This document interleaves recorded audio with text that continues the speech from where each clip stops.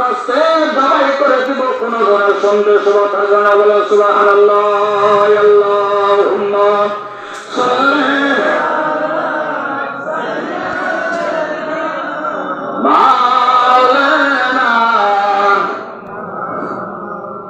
ওয়া আলা আলি সাইয়্যিদিনা মাওলানা আল্লাহুম্মা সাল্লি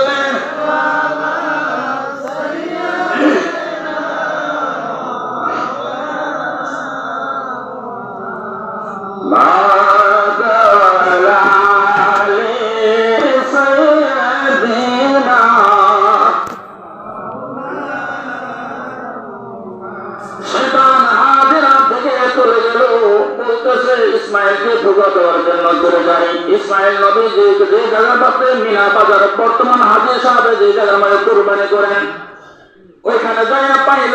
পাওয়ার পরে ইসমাইল আলাইহিস সালামকে শয়তান বলে, ও ইসমাইল, ও ইসমাইল, তুমি কি জানো তোমার আব্বার হাতে ছুরি রয়েছে? তোমাকে জবাই করার জন্য তোমার বাবা দেবে হয়েছে। ইসমাইল আলাইহিস সালাম সঙ্গে সঙ্গে আব্বা ইব্রাহিম নবীকে বলতেছেন, বাবা গো, দেখো কি বলে তুমি আমাকে জবাই করার জন্য নির্দেশ। ইব্রাহিম নবী বলল, ইব্রাহিম আলাইহিস সালাম বলেন, আব্বা তুমি বলো সেটা হলো শয়তান।